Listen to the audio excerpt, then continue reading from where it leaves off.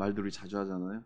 내가 예전으로 돌아가면 나는 지금보다는 좀 더 나은 인생을 살겠다. 초등학교 시절로 돌아가면 좋겠다. 그때로 돌아가면 진짜 공부를 열심히 하겠다.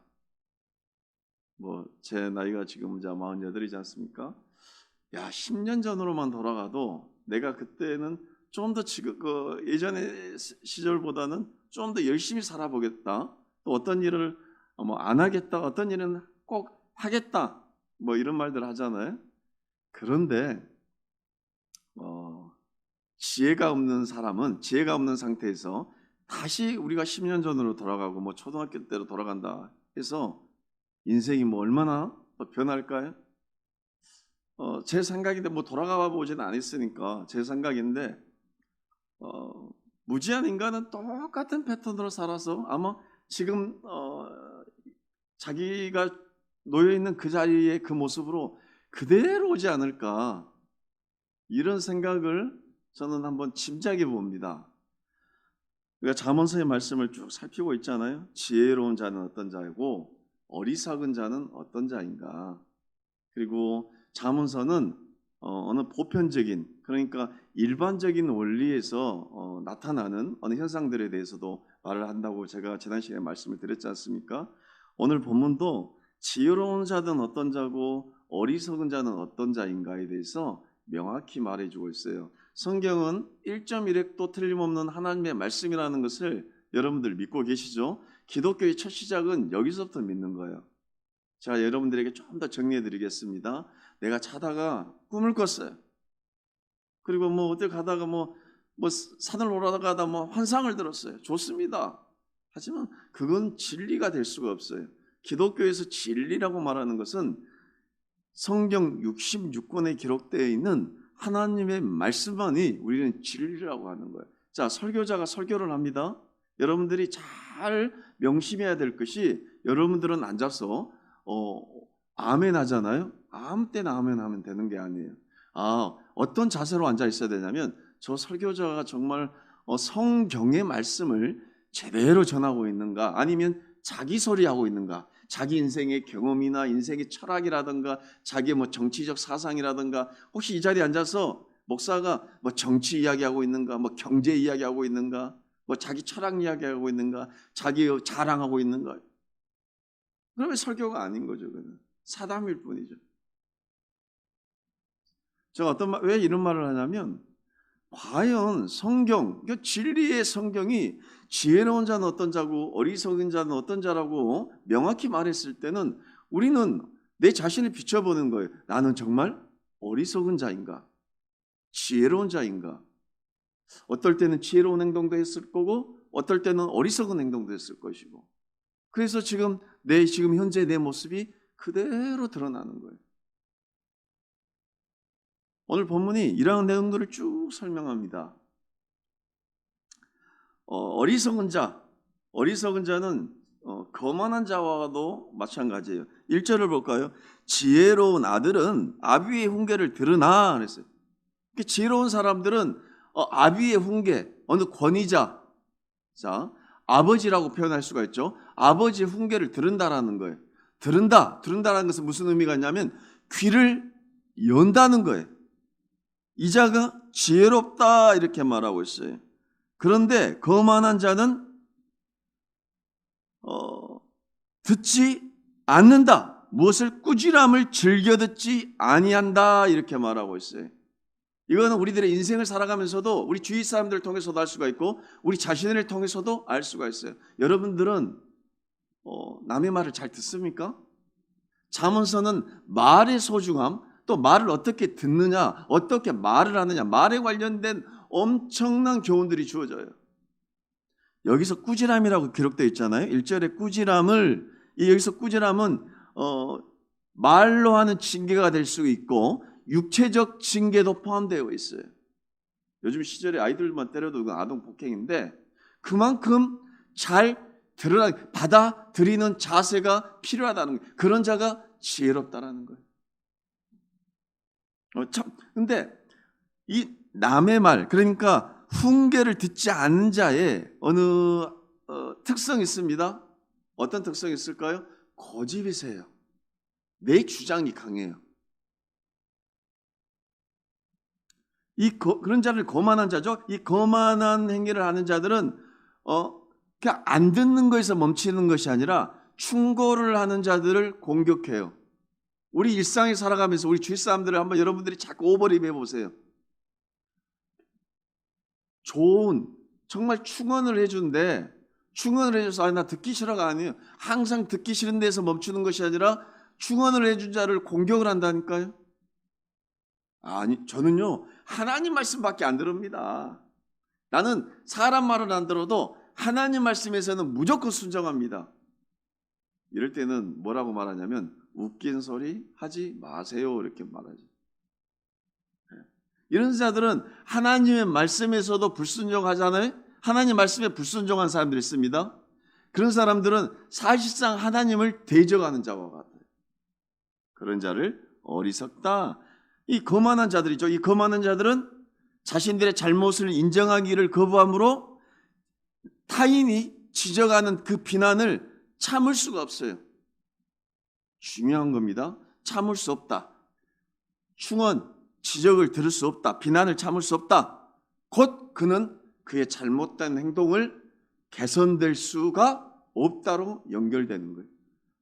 자, 사람이 실수를 합니다. 인간은 실수할 수밖에 없어요. 여기 서 있는 저도 인생을 돌아보면 어마어마한 실수에 더 그래. 아이고 이제 목사가 됐으니까 실수가 없다고 하고요.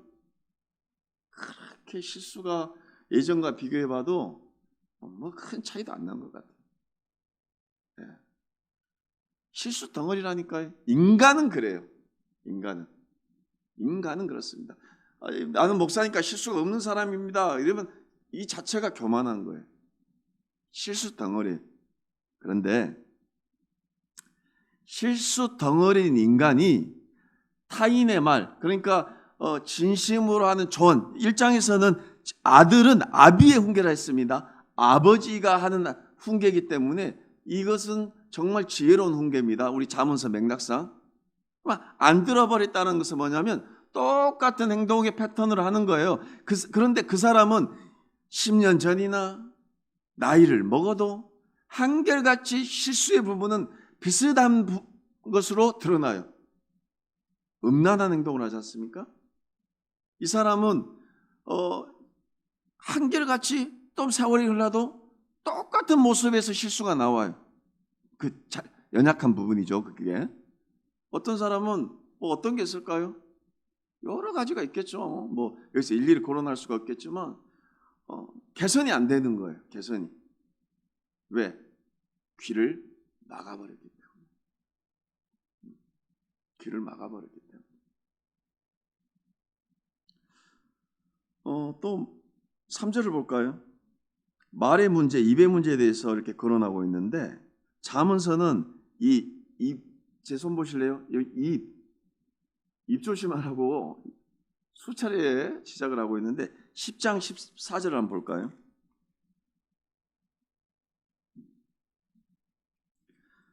지혜로운 자는 지식을 간직하거니와 미련한 자의 입은 멸망에 가까우느니라. 입에 관련된 거죠. 12장 18절. 칼로 찌른같이 함부로 말하는 자가 있거니와 지혜로운 자의 혀는 양약과 같으니라. 예. 말에 관련된 것, 입에 관련된 문제예요. 13장 16절.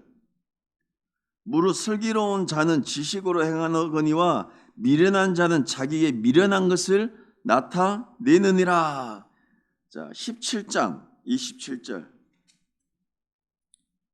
말을 아끼는 자는 지식이 있고 성품이 냉철한 자는 명철하니라. 말에 관련된 거죠. 28절.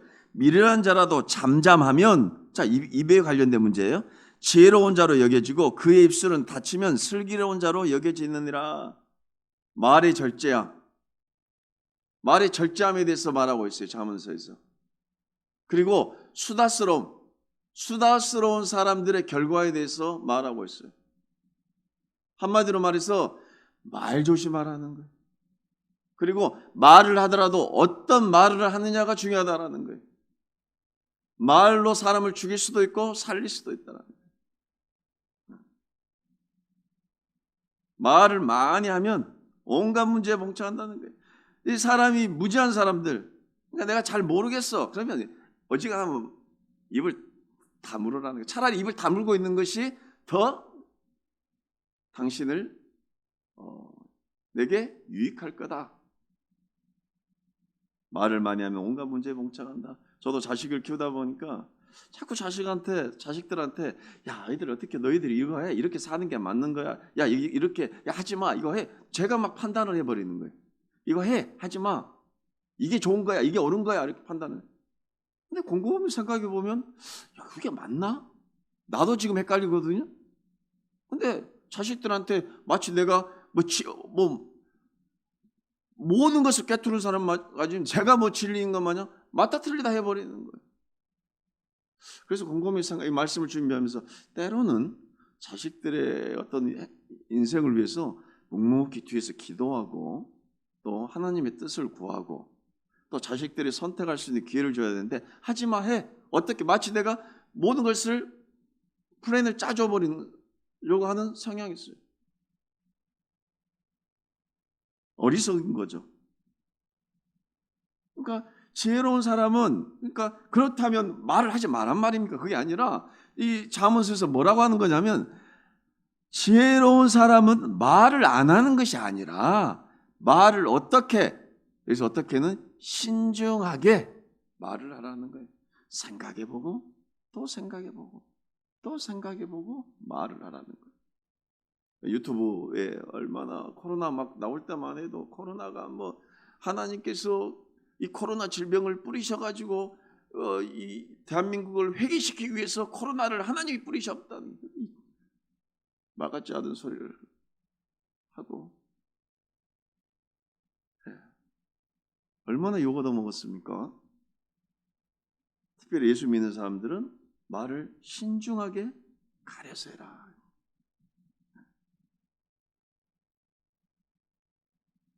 발언이 좋은 열매나 나쁜 열매를 맺음으로 발언하는 이 기관, 특별히 말을 신중하게 통제라.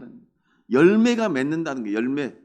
씨를 뿌리면 나무가 크고 싹이 돋아오르듯이 우리가 던지는 말이 반드시 싹이 돋고 열매가 돋는데 우리가 던지는 말로 나쁜 열매가 맺어질 수가 있고 좋은 열매가 맺어질 수 있다라는 거예요. 신중하게 통제라 이렇게 말했어요. 통제라 뭡니까? 말대로 그냥 하다 보면 말이 그냥 막 나와버려. 그냥 내 생각은 따로 있는데 말이 그냥 막 나와버려. 그냥 그래서 말이 어디로 갔는지도 몰라. 막 이 말했다 저 말했다. 근데 신중하게 통제해라.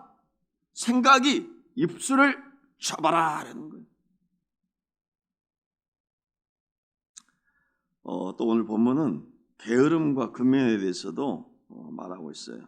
4절을 볼까요? 게으른 자는 마음으로 원하여도 얻지 못하나 부지런한 자의 마음은 풍족함을 얻는다. 자, 인생을 살아보면 다 마음속에 갈망이 있어요. 무엇을 이루고 싶고 가지고 싶고 얻고 싶고 누리고 싶고 인생은 다 있어요. 중이 스님이 무소유다. 인간은 이 갈망이 없으면 죽은 시체와 같아요. 다 욕구가 있어요. 오늘은 짜장면이 땡기는데 또 내일은 또 짬뽕이 땡길 수가 있고 오늘은 고기가 당기네. 야, 이 정도 차면 차 좋겠는데 또 어떤 좋은 차가 지나면 저런 차 하나 한번 내가 타보고 싶겠다. 인간은 끊임없이 갈망이 있어요. 우리가 운동하는 사람들이 우리 교회는 많이서 그렇지만 몸이 좀 이렇게 좀 근육질로 다니고 싶다 했다가도 어떨 때는 좀 몸이 좀 날씬하게 좀 했으면 좋겠다. 인간은 계속해서 이런 갈망 속에 살아가요. 인간은. 보십시오. 오늘 이 4절에 둘 다 갈망이 있어요. 그런데 게으른 자, 근면한 사람들도 둘 다 갈망이 있는 거예요. 여러분들 게으른 사람은 이 욕구가 없겠습니까? 갈망이 없겠습니까? 게으른 자도 갈망이 있어요. 그런데 게으른 자의 갈망은 아무런 보답이 없고 열매가 없다는 거예요. 당연한 거죠. 세상이 이치잖아요. 여기 앉아가지고 목사가 하나님 오늘도 금은 보화를 내려주시고 막 우리 교회가 막 금이 막 이렇게 막 우리 교회가 부자 되게 해주십시오. 군대에서 부자가 될까요? 아직도 그런 것이 우리 기독교 신앙이라고 혹시 여러분들 생각하신가요?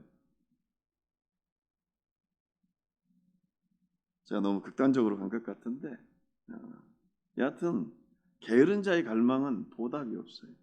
우리도 우리 교회가 우리가 저기 예배 전에 함께 기도했지 않습니까? 우리 교회가 영적으로나 외적으로 부흥을 좀 경험하고 싶습니다.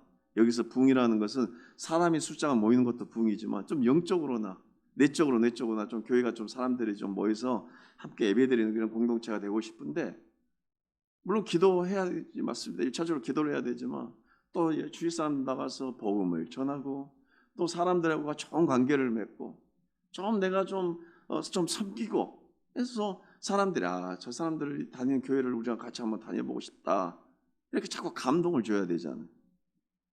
자, 이건 좀 근면하다고도 할 수가 있죠. 우리 교회에 적용하자면. 근데 게으른 자의 갈망은 아무런 열매가 없다는 거예요. 보답이 없다라는 거예요. 마치 로또 복권 사서 로또 되기만 바라고 있는 사람과 같아요. 하지만 근면한 사람들은 자신의 갈망이 반드시 충족된다 이렇게 말하고 있어요. 잠언서는 보편적인 진리입니다. 예, 보편적인 어느 같은 조건이면 주어지는 결론에 대해서 말하고 있어요. 그러면 이렇게 누가 질문을 던질 거예요. 아니 목사님, 저 인생을 게으르게 살고 부모한테 재산 물려받고도 저 사람들 저렇게 부하고 사는 사람들은 뭡니까? 예, 잠언서의 말씀은 다시 말씀드리지만 동일한 조건이라면 같은 원리 동일한 조건이라면 나타나는 어느 현상들에 대해서 말하고 있는 거예요. 그리고 솔직히 말해서 근면한 사람들이 열매가 맺어지는 세상이 아름다운 세상 아닙니까? 그리고 5절에 의인은 거짓말을 미워한다. 또 거짓말에 대해서 또 말하고 있고, 자, 악인은 행위가 흉악하여 부끄러운데 이르느니라. 부끄러운데 이른다는 뜻은 명성을 잃어버린다 이런 뜻이에요. 7절에 스스로 부한 채하여도 아무것도 없는 자가 있고 스스로 가난한 채하여도 재물이 많은 자가 있느니라. 이야, 우리 7절의 말씀은 제 주위에도 이런 사람들 많습니다. 여러분들 주위에도 이런 사람 있을 거예요. 겉모습에 속지 마십시오. 가난해 보이지만 실제로 내가 가지고 있는 어느 소유물의 질 때문에 부유한 사람도 있어요. 여러분들 꼭 가난이라 하니까 가난은 상대성입니다. 누가 가난한 건가요? 제가 이 고급 아파트는 안 살지만 그래도 이 삼각동에서 조그마한 빌라에 살지 않습니까? 그러면 저기 광주에도 좋은 아파트들 많잖아요. 그럼 비교하면 제가 가난하다고 누가 말하는데 그거 누가 만든 거예요? 그게 가난하다는 것은. 제가 자전거를 타고 저기 신안동으로 해가지고 이 북구를 다 쓸고 다닙니다. 그래서 너는 자전거를 타고 다니고 나는 BMW 타고 다니기 때문에 내가 부자고 넌 가난하다. 그거 누가 만든 거예요? 그거 누가 만든 건가요? 제가 이 빌라에 살지만 저는 저기 어디입니까? 저기 동남아시아 쪽에서 조금 못 사는 이 표현도 좀 잘못된 표현일 수가 있겠네요. 좀 더 우리나라보다 생활환경이 안 좋은 나라에 산 사람하고 비교하면 저는 부자예요. 그 사람들의 평생의 꿈이 저 같은 아파트 빌라에 사는 게 평생의 꿈일 수도 있는 거예요. 그러니까 성경이 말하는 가난은 소유분의 질 때문에 로 가지고 그러니까 소유물의 질이 중요하다는 거예요. 가난해 보이지만 비록 저 사람이 가난해 보여요. 그냥 우리 보편적으로 세상 사람들이 저 사람은 가난한 사람이야 이렇게 말을 하더라도 실제로 그 사람이 가지고 있는 소유물의 질 때문에 저 사람은 부유한 사람으로 목격될 수가 있다라는 거예요. 그러니까 진짜 기독교에서 중요한 건 뭐냐면 내가 어떻게 만족을 누리고 내가 어떤 소유물을 가지고 있는가. 어떤 소유물을 가지고 있는가? 자꾸 어느 경제적인 논리로만 가지고 부자다, 못 산다, 잘 산다, 못 산다고도 할 필요가 없는 거예요. 야, 아들아, 너는 잘 살아야 돼.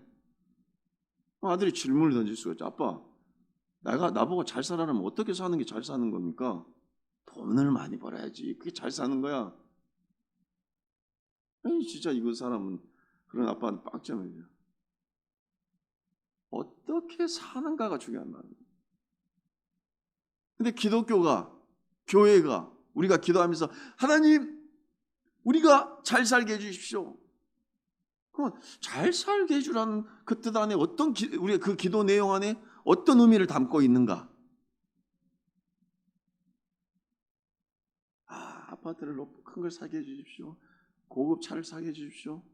만약 우리가 이런 걸로 잘 산다는 것을 삼아서 그런 개념을 가지고 그걸 가지고 성취하기 위해서 기도를 한다고 한다면 그 예수를 믿는다라면 여러분 다 기복신앙에 빠져 있는 거예요. 그냥 기복신앙. 무당들하고 이게 부당과랑 똑같은 거예요.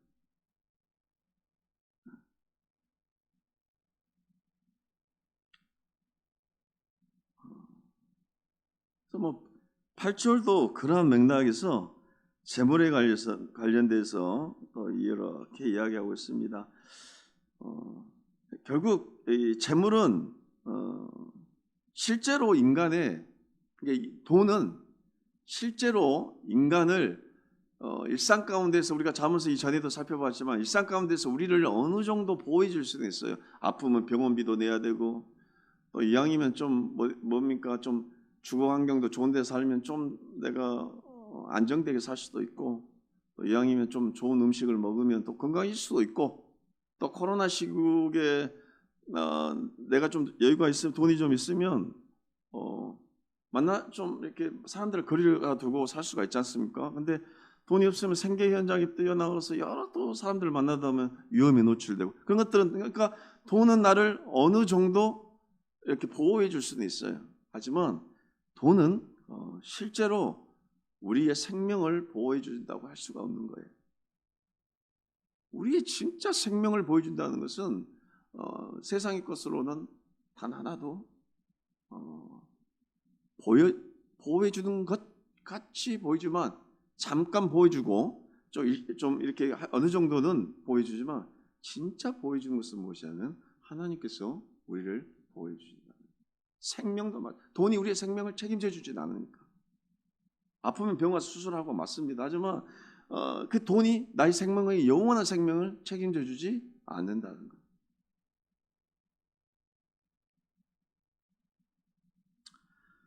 우리가 또 말씀을 살펴보는 과정 가운데 자 10절을 한번 볼까요?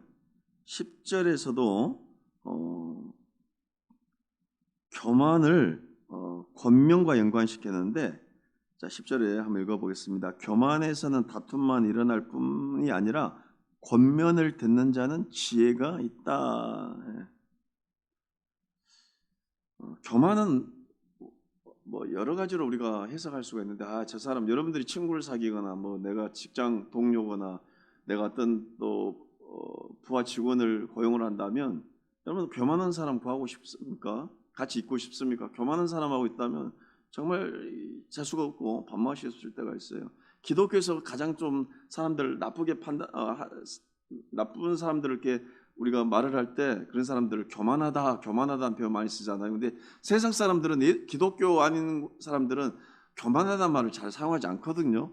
전라도에서는 뭐랍니까? 저 사람 아주 싸가지 없다 하잖아요. 근데 기독교 안에서는 교만하다 이렇게 말하는데 교만한 사람들의 특징 그래서 오늘 잠언서는 특히 행동이나 생각에 대한 비판을 듣지 않는다 이런 자들을 교만하다 이렇게. 그러면 교만하지 않는 자, 지혜로운 자는 어떤 사람인가? 우리가 앞에서도 방금 살펴보았지만 징계를 달게 받고 새로운 생각에 열려 있다. 자, 남의 말을 잘 듣는다는 것은 어떤 의미가 담겨져 있냐면 새로운 생각에 열려 있는 거예요. 네. 나는 당신의 말을 언제든지 들을 수 있는 마음이 이렇게 오픈되어 있습니다. 고집스럽지 않습니다. 이것이 지혜로운 길이며 함축하는 바는 지혜의 길이 다툼을 피하게 한다. 이 말씀이 여러분들 와닿지 않습니까? 여하튼 고집스럽고 남의 말 안 듣고 좀 교만한 사람들은 여하튼 그곳에 가면 다툼이 일어나요. 막 싸움 많이 하고 다툼 이렇게 하고 티격태격한 데를 가보십시오. 분쟁이 일어나고 공동체를 깨고 이간질하고 한 데를 가보세요. 그 중심에 어떤 사람이냐면 교만한 사람이 있어요.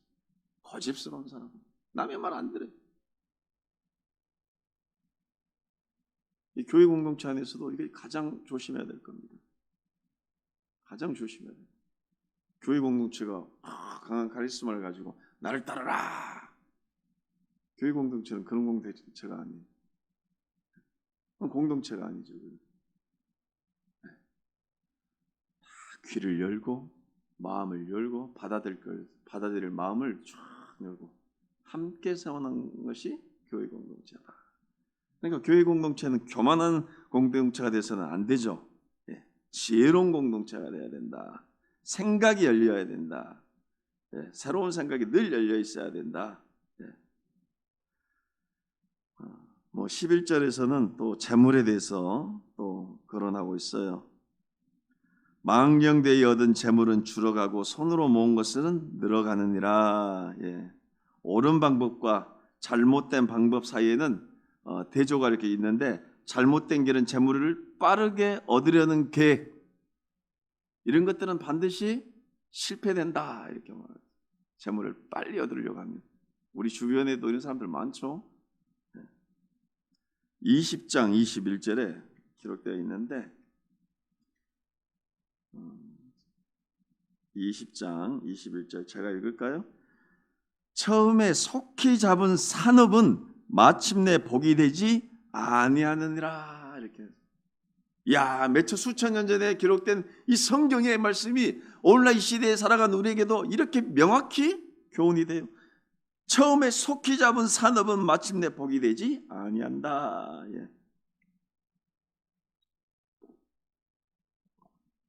쉽게 온 것은 쉽게 나간다. 돈은 정직하게 모으라는 거예요.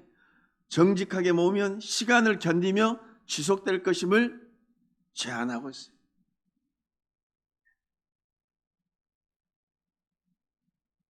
13절 다시 한번 충고에 대해서 말씀 기록되어 있어요. 말씀을 멸시하는 자는 자기에게 배망을 이루고 계명을 두려워하는 자는 상을 받는다. 14절 지혜 있는 자의 교훈은 생명의 셈이니 사망의 그물에서 벗어나게 하느니라. 말에 대해서도 말하고 있어요. 지혜로운 자의 가르침에 귀를 기울여라. 듣는 이는 생명을 발견하게 될 것이다. 반대로 또 이야기할 수가 있죠. 너희들이 어떤 말로 할 것인가? 너희가 지혜로운 가르침을 가르쳐라. 그러면 듣는 이는 생명으로 살아날 것이다. 이렇게 말하는 거예요. 물이 무엇입니까? 생명을 역을 나타내잖아요. 지혜로운 교훈이 죽음에 이르게 할 수도 있고,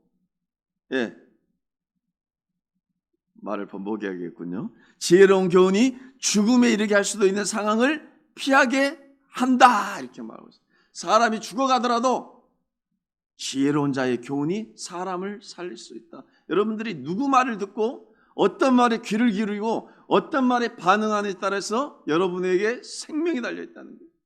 저기 이단의 말에 가서 이단의 가르침을 가지고 말씀드렸지 않습니까? 항상 이단의 가르침은 처음에는 달다고, 하지만 하나님 말씀이 우리들 가운데 먼저 들어오면 뭐다고요? 쓰다 있어.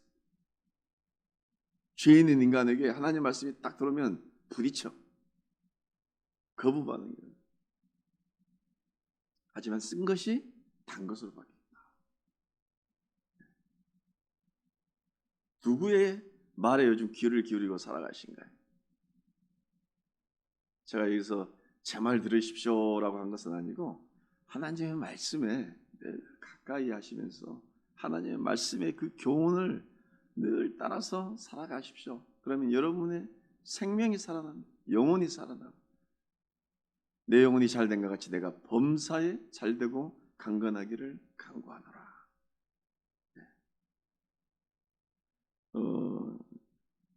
요즘은 좋은 어플들이 많아가지고 드라마 바이블이라는 어플이 있어요. 그러면 그 차임표 뭐 이런 성우들이 참 음성이 좋더라고요. 그래서 성경을 쭉 읽어줍니다. 배경음악이 쫙 깔려가지고 제가 자주 듣는 어플인데 드라마 바이블이에요. 그 다운을 받아서 혹시 성경 읽기가 힘이 드시면 그거라도 좀 들으시면서 좀 이렇게 말씀과 좀 가까이 하는 삶을 사십시오. 그러면 어느 순간 어느 말씀을 통해서 내 깨달음이 올 때가 있고 또 은혜를 받을 때가 있고 위로가 될 때가 있고 회개가 될 때가 있고 삶이 어떻게 살아갈까 목적과 가치관이 바뀔 때가 있고 하나님의 말씀, 하나님의 교훈에 늘 좀 가까이 하고 살아가면 참 좋겠다 이런 생각을 해봅니다.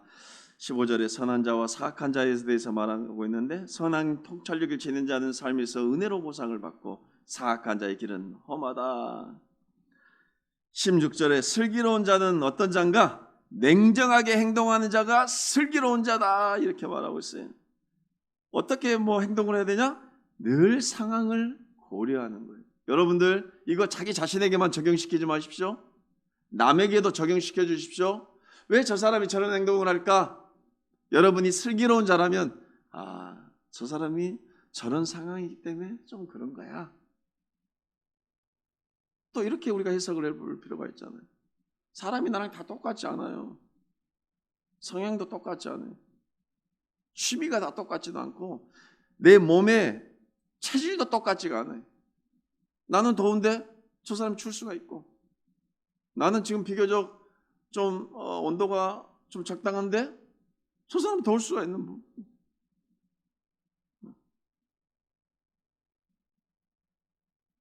상황을 고려해서 어떤 행동을 해야 된다. 그 자가 슬기로운 자다. 그런데요, 여기서 너무 매력적이고 너무 성경 말씀은 매력적이다 이런 표현은 좀 그렇지만 너무 좀 제 마음속에 와닿았던 말씀이 있습니다. 슬기로운 자는 어떤 자냐? 지식을 감춘다는 거예요. 16절.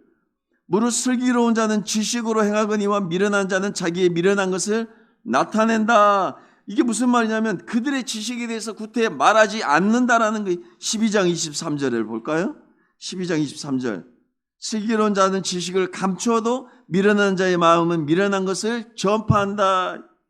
우리 주위의 사람들을 봐보세요. 이렇게 좀 가만히 있어도 저 사람은 지혜로운 사람이 있는가 반면에 말을 많이 하고 자기가 자기 자신을 드러내고 나타내려고 하지만 참 미련한 사람들 있잖아요. 그들의 행동은 지식이 있음을 오히려 보여준다. 그러니까 말 많이 한 것보다도 이 표현도 여러분들에게 어떻게 와닿는가는 모르겠지만 전 개인적으로 누군가를 우리가 이런 거죠. 쉽게 말해서 배고픈 자가 있다면 저들에게 말로 먼저 위로를 할 것인가 국밥을 먼저 먹일 것인가 이런 표현도 사실은 어느 좀 극단적이고 좀 이렇게 유치한 표현 같지만 사실은 배고픈 자 있으면 먼저 국밥을 먼저 사 먹여야 되지 않느냐 저 이런 생각을 해봅니다.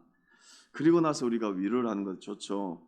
그러니까 저는 이 본문의 말씀을 이렇게 적용하면 맞는지는 모르겠지만 행동으로 지식이 있음을 보여주어야 한다.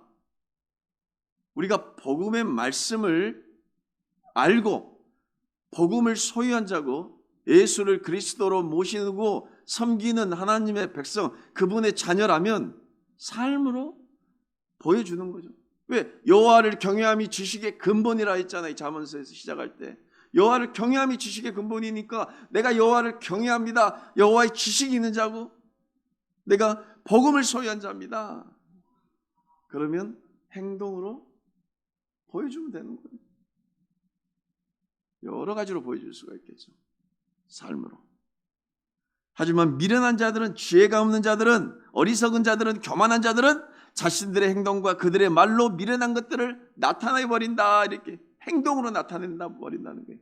근데 자기들은 뭐라고 말한다? 자기들은 나는 지혜로운 거야. 이렇게 사는 게 지혜로운 거야. 야, 이게 지혜로운 거라니까? 이렇게 사는 게 지혜로운 거야.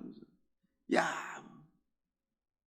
나 이런 권력을 가지고 이런 차를 타고 이런 아파트에 살고 이런 몸을 가지고 이런 명품 가진 것이 지혜로운 거야. 이것도 자신들의 행동으로 자신들의 미련함을 나타내보는 거죠. 이거 가지고 있는 사람은 나쁘다는 거 아닙니다. 이것을 자랑으로 여기면 이렇게 사는 것이 옳은 삶이야. 이것을 누리고 이런 것들을 추구하고 사는 것이 지혜로운 삶이야. 어리석은 자라는 거예요.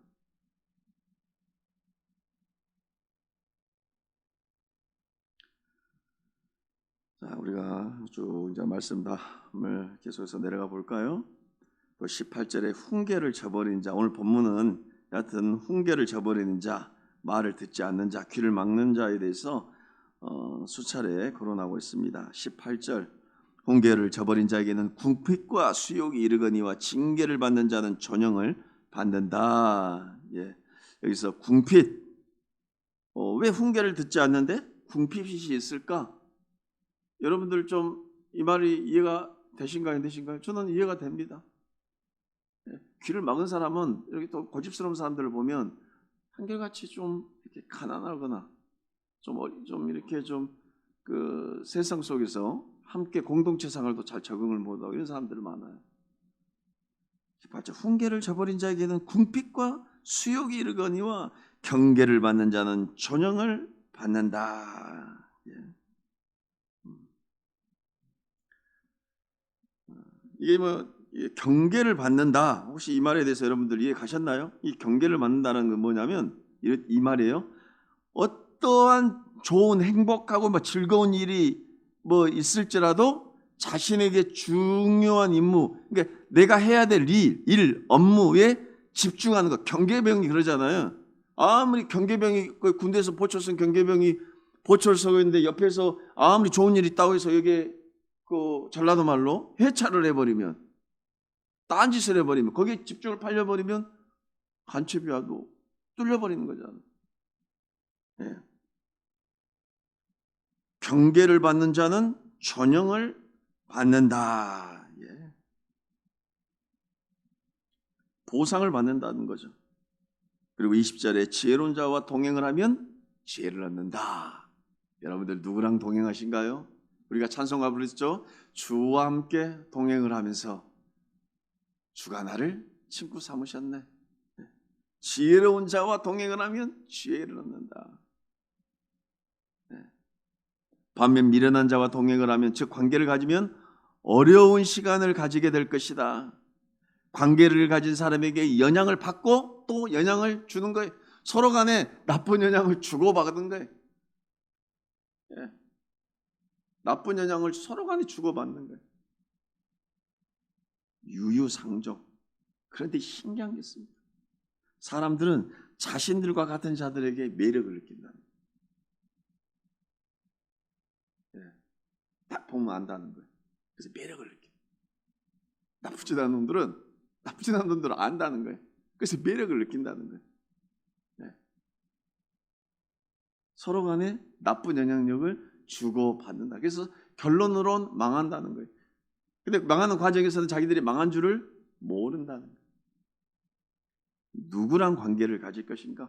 잠언서는 말 없어요. 너 누구랑 관계를 가질 거니? 누구랑 동행을 할 거니? 누구의 말을 들을 거니? 누구의 말에 귀를 들일 거니? 너 어떤 말을 할 거니? 계속해서 우리에게 질문을 던지잖아. 그리고 그런 결과에 대해서 계속해서 말을 해주고. 그래서 너희들은 어떤 길에 들어설 거니? 이 길에 설 거니? 이 길에 설 거니? 이 말을 따를 거니? 이 말을 따를 거니? 우리에게 이렇게 제시하고 있어요.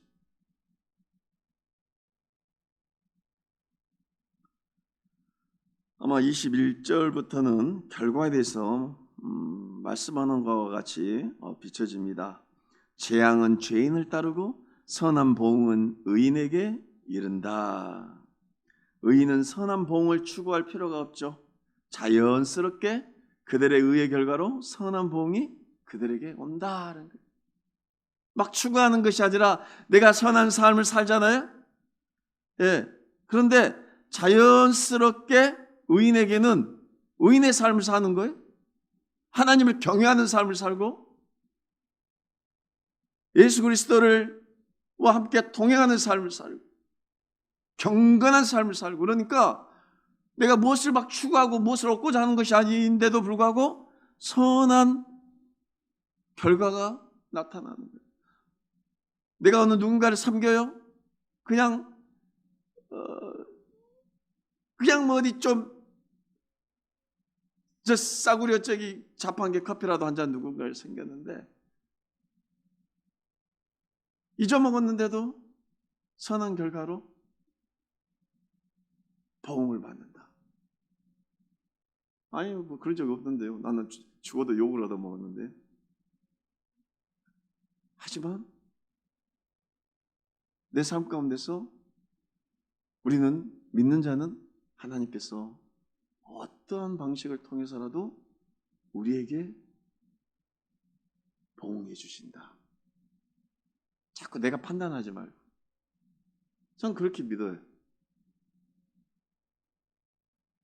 그것을 받기 위해서 무언가를 하는 것이 아니라 내 삶 가운데서 하나님께서 때로는 위로함을 주실 때가 있고 또는 어떤 감사함으로 나에게 주실 때가 있고 여러 가지로 하나님께서 나에게 반드시 은혜를 되돌려 주신다. 여기 우리의 믿음 아닙니까? 그런데 재밌어요. 22절이 선인은 그 산업을 자자손손에게 끼쳐도 죄인의 재물은 의인을 위하여 쌓이느니라. 미련한 자도 우리들의 인생을 살다 보면 재물을 가진 것과 같이 보일 때가 있습니다. 하지만 미련한 자의 재물은 일시적인 것이다. 하지만 선한 사람들의 재물은 그들의 생애뿐 아니라 미래 세계에도 지속되고,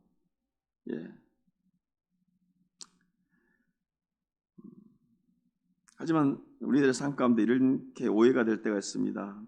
선한 삶을 삶에도 불구하고 가난한 사람들 있잖아요. 우리 주위에 예를 들어서 자연재해로 모든 재산들을 날려버릴 때가 있고 사기를 당해버릴 때가 있고 나는 열심히 살았는데 어떤 문제 때문에 재산을 다 날릴 때가 있고 그런 것들을 삶 가운데서 경험을 할 수도 있습니다. 하지만 잠언서는 그럼에도 불구하고 우리가 잠언서의 원리대로 가르침대로 우리가 사는 거예요. 말씀을 정리합니다. 모든 상황이 동등하다면 하나님은 의인의 굶주림에 만족시킨다고 성경은 명확히 기록되어 있습니다. 오히려 악인은 굶주릴 것이다. 여러 가지.